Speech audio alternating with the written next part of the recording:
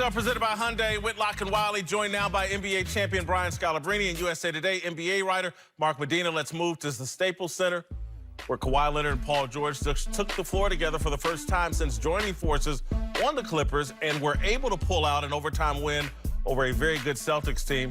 The Clippers are now at full strength, which makes them a more formidable opponent in the Battle of LA against LeBron's Lakers team that is off to a red-hot start. The question here is, are the full-strength Clippers better than the Los Angeles Lakers? Yes, they are. The less than full-strength Clippers are better than the Los Angeles Lakers. Y'all see the first game of the year? They played each other already, okay? So, I mean, this answers itself, but let's just talk about the layers of the Clippers' greatness. Top layer, just like the Lakers. You got two stars, dynamic duo. And then you start looking at the grades of the Lakers 3 through 7. And you look at the grades of the Clippers players 3 through 7.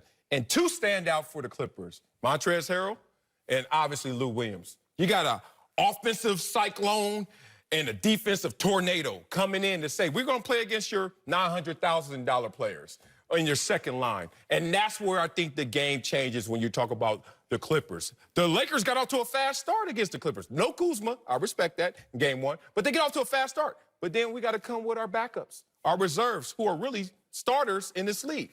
And that's when the game changes. The biggest thing is the regular season versus the playoffs. The Clippers are built for the playoffs. The Clippers are built to challenge LeBron better than any team besides the Golden State Warriors. Why the playoffs instead of the regular season? Just because of low management? It goes, well, part of it is going to be the injury, but part of it's going to be to slow it down, the pace. It's going to get your offense. The Lakers aren't going to be able to use showtime up and down the floor. The Lakers aren't going to be able to put LeBron and AD and run two-man game and then run that play to death in the playoffs. You make adjustment. You're going to have to go to third option, to fourth option, because people are going to take that stuff away. Now, one thing we have to recognize is the greatness of LeBron, and maybe he has another one of those moments where we sit back and say, I thought that Kawhi Leonard, Paul George, Pat Beverly, Montrezl Harrell, JaMychal Green, those bodies thrown at LeBron was going to be enough, but he goes into his back pocket and digs deeper than we've ever seen him before. Scal, not only are the Clippers built better for the playoffs, but they're preparing themselves better for the playoffs. Right now, they've been doing the load management on Kawhi. They've been patient with Paul George sitting out the first 11 games. You look at the Lakers, they cannot afford to sit LeBron and AD for an extended period of time. So right now, the Clippers, I don't think, are better than the Lakers, with exception to that season opening win. But they're going to be a lot more healthy because they are sitting these guys. They have the reinforcements. So when they meet in that 7-game series, I'm going to take the Clippers.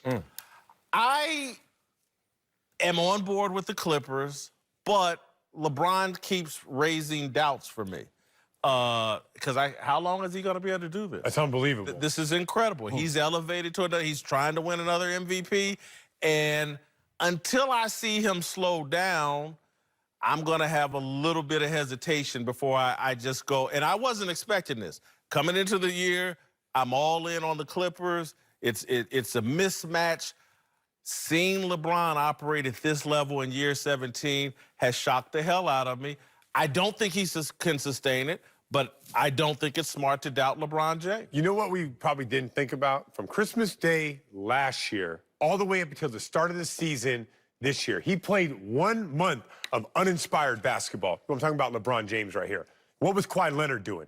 Carrying teams through the playoffs, battling Philly through 7 games, battling the Warriors on the road. He was going through all that, and LeBron was rested, lifting, shooting movies, but getting ready for this season. I did not take that into account when I thought how good LeBron was going to be. I thought it was going to be a continuation of last year.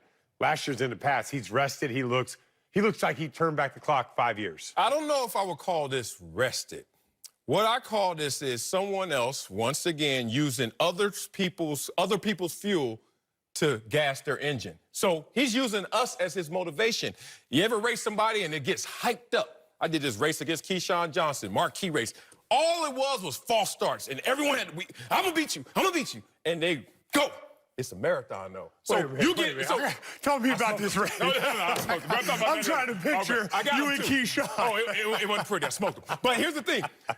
You get into a mindset where all that matters to you is how it looks when you start.